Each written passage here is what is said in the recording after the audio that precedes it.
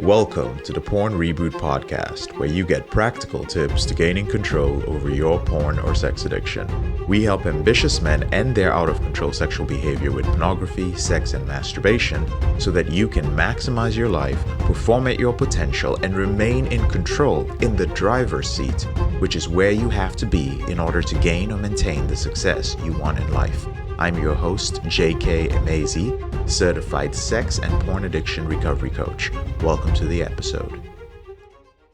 Breaking free from rumination. This is a little bit of an excerpt from a new module that I'm creating for the brothers in the intensive program. So I'm just going to share the draft with you.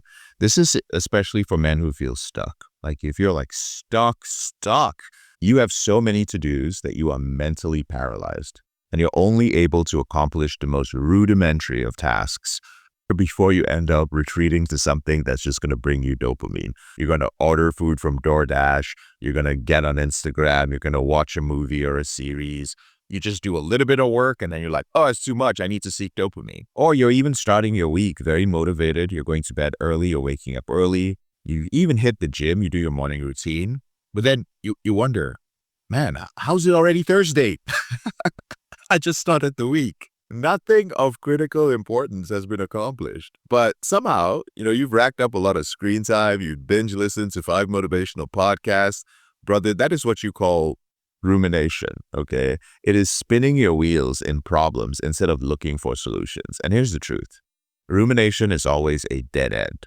It keeps you trapped, and it makes you feel that there's no way out when in reality, there is. So if you are depressed, particularly if you're a man who's struggling with pornography and you've never worked with a professional, you often feel stuck because you don't take action that is needed towards new possibilities.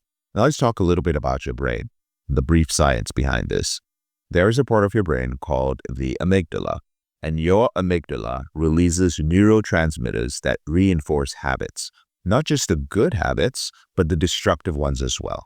Your amygdala also floods you with stress hormones whenever you try to break a habit. So this includes the habits of overthinking and rumination and living in the stucky stuck. This stress is actually what keeps you stuck. It's not because you love your addiction. It's because you're avoiding the discomfort of withdrawal. I want you to recognize that every time you step outside of your habitual patterns, you are in new territory. And yes, it is uncomfortable, but I want to remind you that it is temporary. And if you wait it out, that stress will pass. So here's a practical tip for you, okay? Try to make access to all your bad habits as annoying and inconvenient as possible. Put Covenant Eyes on your phone. Use an app called the 1Sec app. The 1Sec app will prevent you from opening any app for at least a second or so. You can set the time, and it will cause you to pause and kind of reflect before you're able to access the app. Don't keep junk food at home. The moment that you end up resisting an urge, this includes a sexual one, your brain is going to start fighting back. It's going to fight back with all these stress chemicals. And what it's doing, it's trying to pull you back into your old patterns. The older you get, the more intense this is. This is why it is critical. If you are in your 30s and you haven't controlled your behavior with pornography, let me tell you what's going to happen in your 40s. In your 40s, you're going to stop giving a fuck. You're just going to accept it because it's just way too much time. It is a very rare man who shows up to end his behavior in his 40s. Those men usually need some sort of outside incident, like their wife finding them, FBI kicking in the door, one of those things.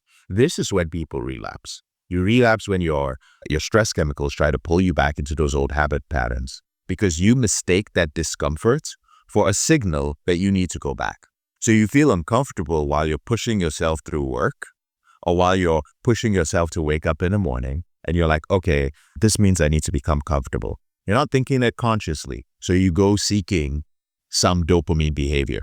Instead, start learning how to lean into it. Start learning how to welcome the discomfort. Embrace the suck to leave the stuck, pushing into the unknown. And just stick it out long enough.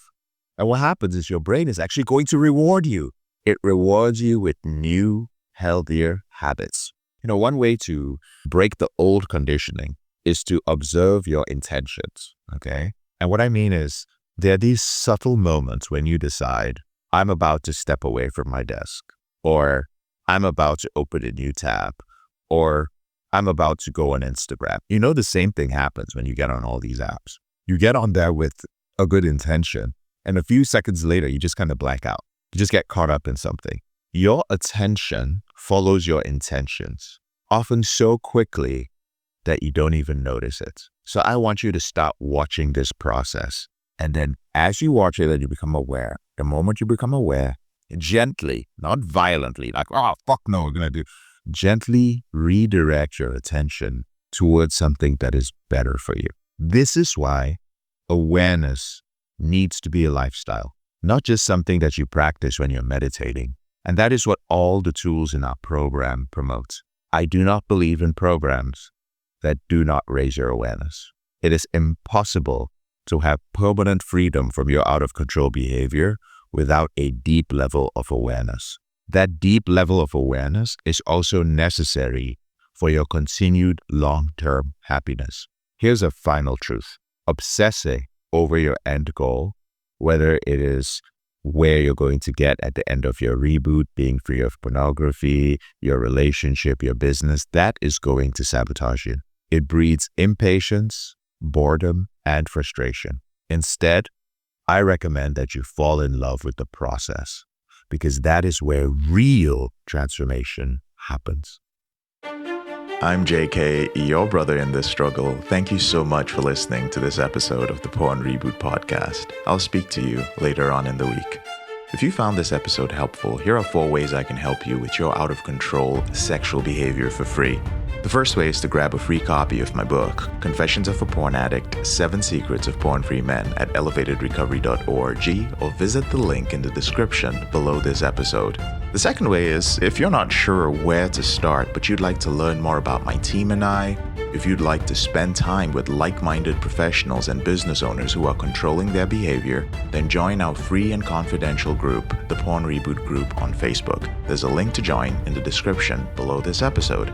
The third way is if you need help right now because you have a burning issue, your behavior with pornography is hurting you mentally or emotionally, you're about to lose your relationship, you want to live up to your potential, be an authentic man, and free yourself from shame, guilt, and underachieving, then click on the link in the description below this episode that says free coaching call. And the fourth way is to leave us a 5-star review if you enjoy this podcast, so that we can reach more men who are struggling in silence and bring back the lessons we learn from coaching them to freedom.